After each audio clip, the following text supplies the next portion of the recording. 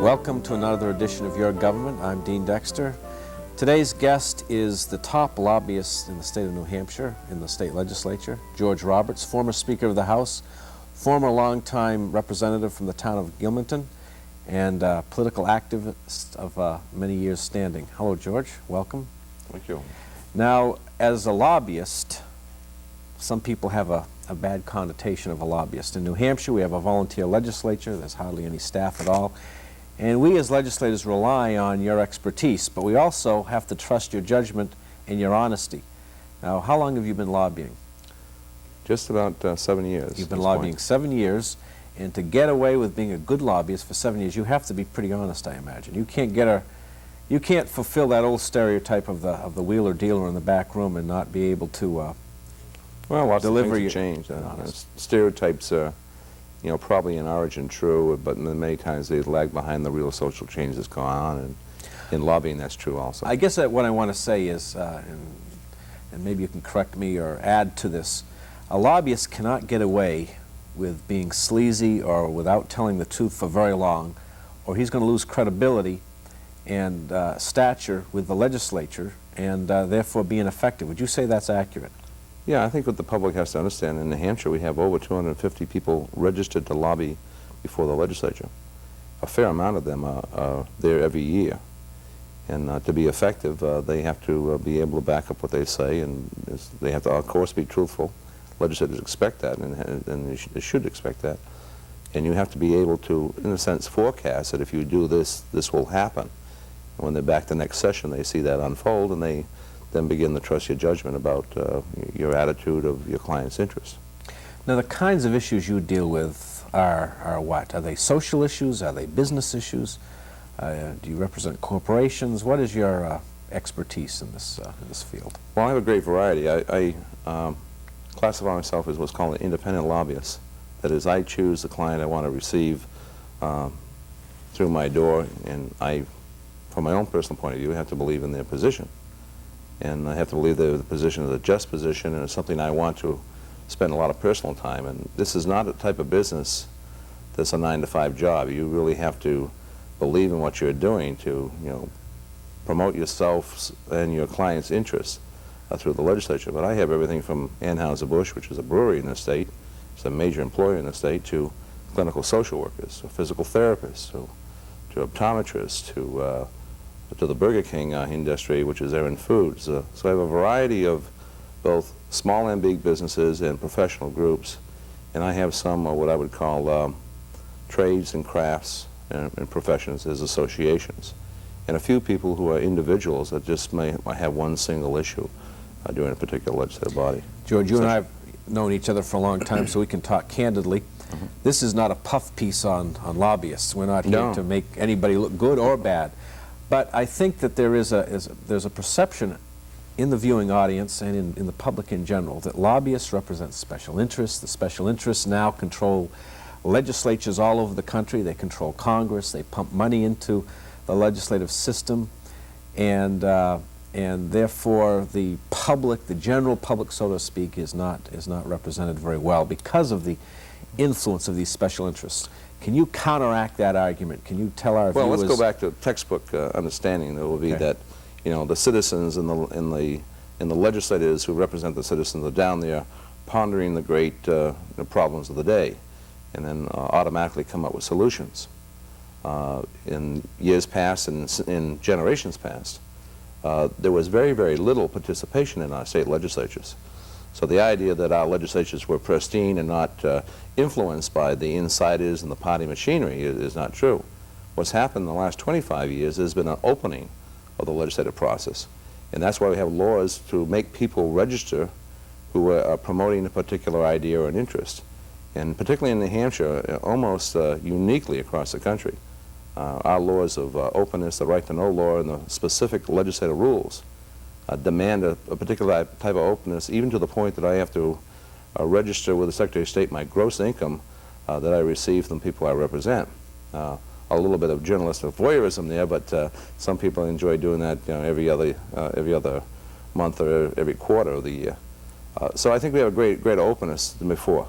The lobbyists don't run the legislature any more than the media, run the nation, and that's an accusation. Some people would argue that oh, that's sure, true. Of course, that they have an influence, but it doesn't mean they run it. And we're there to influence it because the tradespeople and the craftsmen and the professional people and the business people, and whether there be a particular person or association I represent, they don't have the time to sit and talk with you in the cafeteria, to testify in the legislature, before the committees, to understand maybe the misconception a person would have on a particular issue and root it out and go back to that person and try to bring their interests to them. They don't have the time to do that as individuals because they're making a living. So they hire professionals to be really their spokespersons. And those people are on the scene basically every legislative day. And many times when the legislature isn't there talking to staff people, trying to influence the decision. I don't think that's onerous. Well, what about the argument that only the people who have the money to hire good lobbyists can get any influence in the legislature? Is there any validity to that? For instance, if you have the money for a good lawyer, you can get a better defense sometimes in a criminal situation. Is it true also in the legislative process that if you have the money for a good person like yourself with a good track record who can afford your fees, they're going to get better representation? Well, of course, there's some truth to that because you're trying to buy a certain expertise or skill to take your case before the legislature. The legislature is a very tough process to get through what you want to do in the affirmative, and many times even when you want to defeat things, it's very, very difficult to stop those things that might hurt your client's interests. But it isn't necessarily the amount of money they might pay the fee. It's the type of person they pick for that particular interest, that particular subject, and the skill they might have as to what the success is going to be. Many people shy away from tough issues. I don't. I take controversial issues, and I take issues that sometimes are the so-called underdog position and still are successful. But they're buying an ability to strategize just how do you approach the legislature correctly. How do you bring information? What do they really want? What are the misconceptions they have about a particular issue? And how can you roll that aside and really get to what the problem is? And how you can benefit your client's interests without doing something unjustly to some other person or taking away their equity in the process. Do you do much work in Washington as well as Yes, I do Concord? some, because the interrelationship between the client's interests.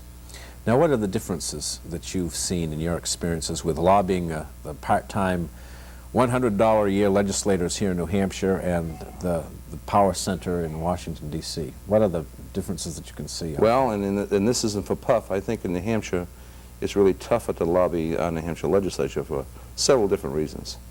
You have to convince a lot of people in New Hampshire. In Washington, most of the lobbyists now are becoming specialists. They're specializing in not in environmental issues, but in air quality issues only. And they go directly at the staff of the various standing committees and the staff of the congressmen and women in Washington to get them to understand where they're coming from and why it's important for that particular congressional district, one way or the other. More specialized in Washington, more generalist up here. They're called designer lobbyists. Oh, is that right? Well, let's get back and talk about designer lobbyists and other matters important to you as a viewer concerning how our legislature is run after this message.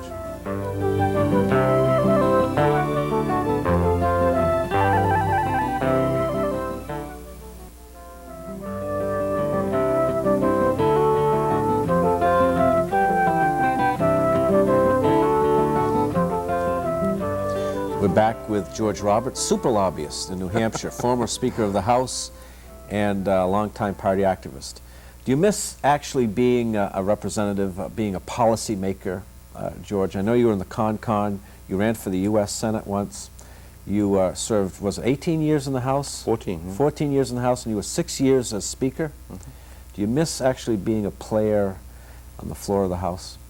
Well, it's always nicer to be able to make the decision from the inside, but not really. It's almost like graduating from school. I mean, once you have done that and gone through the ranks and have left, you enjoy the opportunity that you can help influence the decision, but you don't have to run for election, and you don't have to take the public blunt of your decision-making like many people have to in the leadership positions. Now, in the number of years you've been in Concord, you've seen many changes in the process. I remember in the 50s that it was argued that the Rockingham Park lobby ran the legislature, quote-unquote.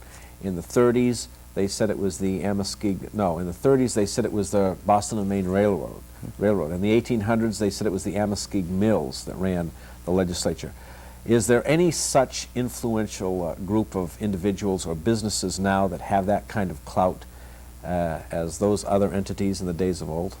No, I don't think so. I think the dramatic social and economic change that went on in the state has diversified the business interests enough that there's no one single group or even organization that has a handle on the legislature to make them do something rather than just trying to influence them. That's gone by the board, and for the better. In the old days, I understand that Rockingham Park had, and these are not the same owners that own the park now. This is in the old days. I understand that the legislators were on the payroll of Rockingham Park.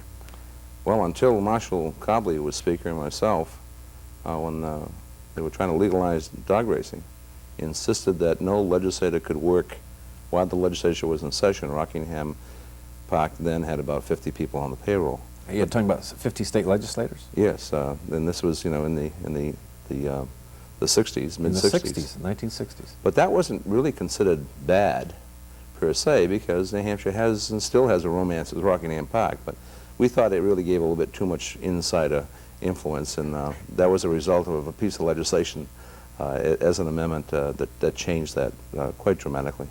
But you say nobody really has a great deal of influence in terms of one group, but wouldn't you say the business community has been very, very active in the last several years in banking as a specific, where business has hired lobbyists and made it a part of business strategy to be a part of the legislative process, not necessarily for a bad purpose, but wouldn't you say that the business community in New Hampshire is very active politically now? Oh yes, they are, and not to try to diminish that, but there's no one single group or single entity that from session to session really has a lock on the process in the legislature.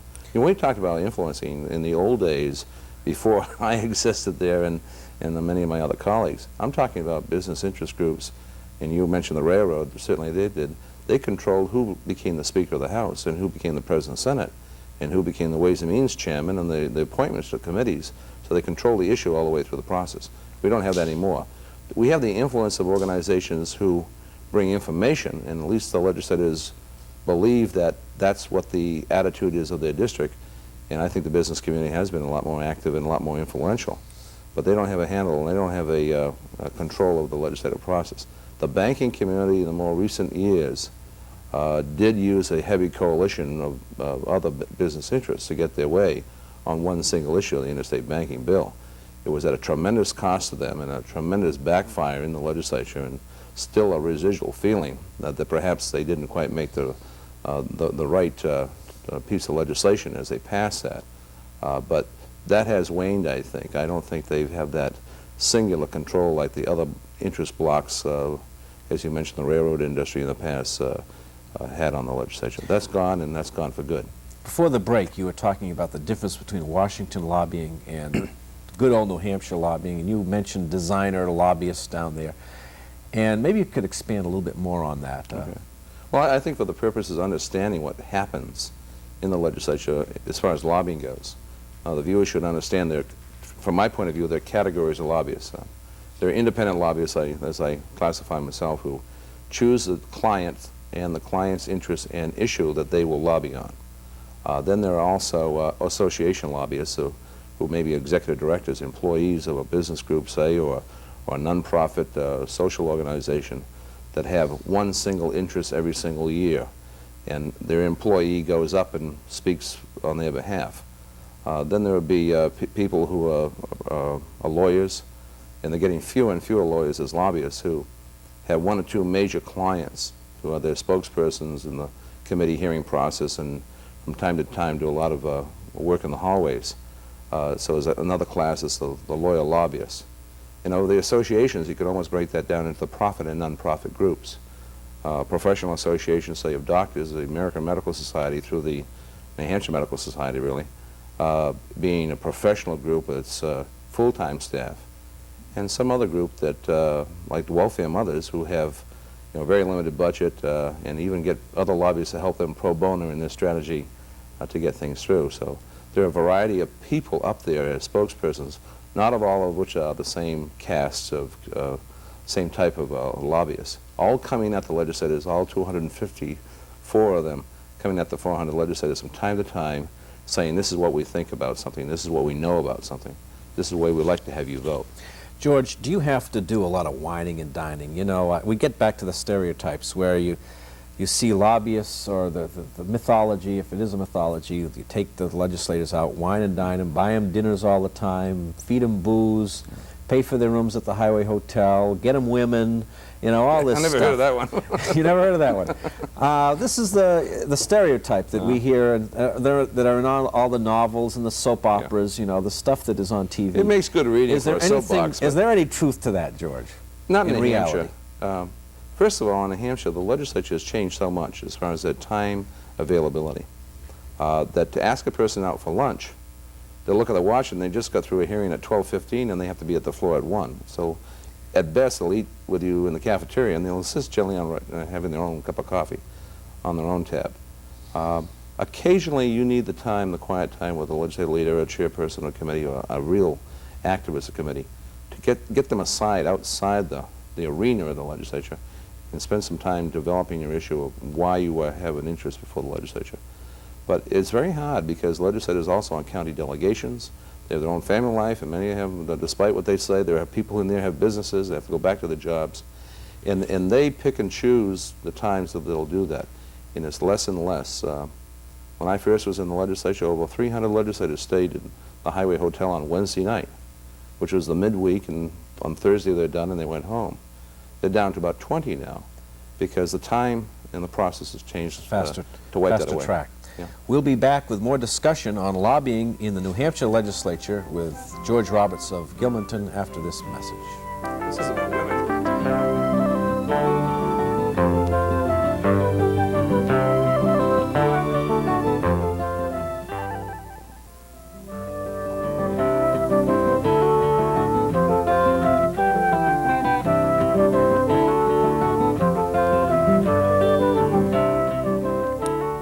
We're back discussing lobbying in New Hampshire, the New Hampshire legislature, with George Roberts, longtime Speaker of the House, now lobbyist.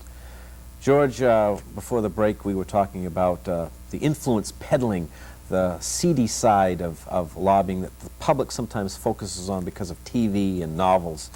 Did you have anything more to say about that? Well, you can't buy any legislators' vote with a cup of coffee or a luncheon.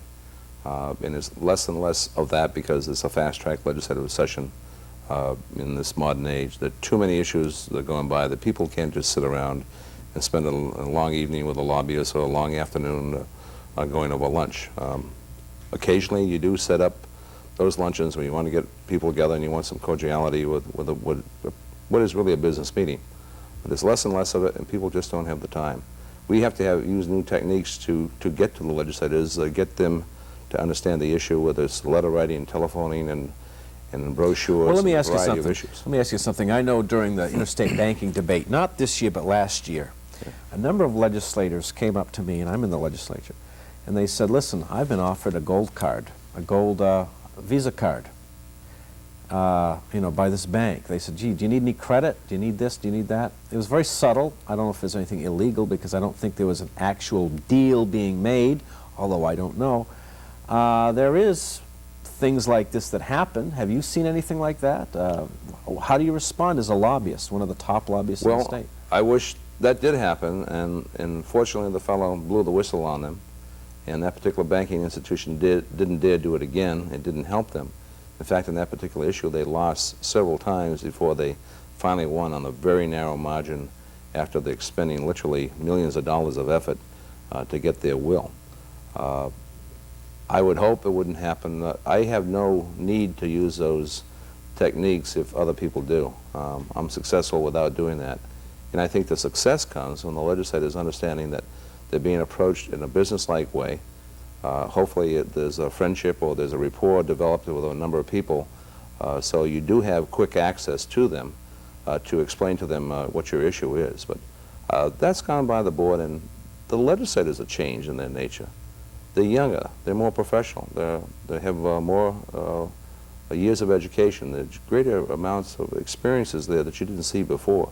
If you look at the yearbooks over the years, you'll see there are more and more people at college graduated, younger in the general sense, and a greater, broader experiences in their past experiences for the legislature. So you're talking to a whole different group of people than you were even 10, 15, 20 years ago.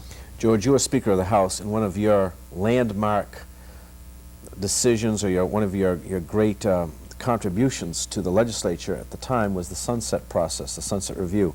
In fact, in your 6-year term as Speaker, you added staff. The LOB, Legislative Office Building, was built, or renovated rather, and opened. You did a great deal to give staff and support to this volunteer legislature. But you didn't have annual sessions. You were on the old every 2-year cycle. Are you seeing things going uphill or downhill as an observer of the process now since those years in the 70s? Well, if I can make an analogy, it's like an airplane about to go into a stall. There's still some momentum from those changes which were made, but repealing sunset was a setback for the public. Let me just say one thing. Sunset, for our viewers, is every 6 years, every state agency automatically went out of business unless the legislature made a law that continued that state agency. It gave the legislature an ability to hold each and every state agency and department accountable for its budget, for its reason for being, and that happened every 6 years on a cycle, and now that's ended. Yeah, it forced the state legislature to look at, do you really need the department of such and such, and it forced the bureaucrats to say, are we doing a good job as they are being audited in the performance audit, and then clean up their act before they came before the legislature. And things do change. If you adopt an agency in 1930, and you're looking at 1989, there's going to be some differences of what you want for the goals. Well, as time... But the repeal of that has really set our legislature, I think, into a little bit of a step backward. More than a little bit of a step backward. A major step backward. And that was one thing. That was repealed 2 years ago, I think. Yes. And what other things I might say to the general public that was repealed because bureaucrats didn't like it, certain lobbyists didn't like it, certain people in the executive branch didn't like it, and some legislators and perhaps some legislative leaders didn't like it because it meant it was work. But that's what the whole thing is supposed to be about if you're representing the public. You want to make sure those agencies are spending the money correctly and doing the job that they were supposed to do originally. Now, a lot of these agencies were headed by political appointees who had a lot of friends in the legislature, friends on the governor's council. If these auditors came in and produced this big report against some of their policies or their inefficiencies, these people who had a lot of clout in the legislature would make a lot of noise. They'd say, this is so expensive, this study is so expensive, and they're saying these terrible things about us that aren't true. Let's end sunset. I remember seeing that happen. Do you think that helped end sunset?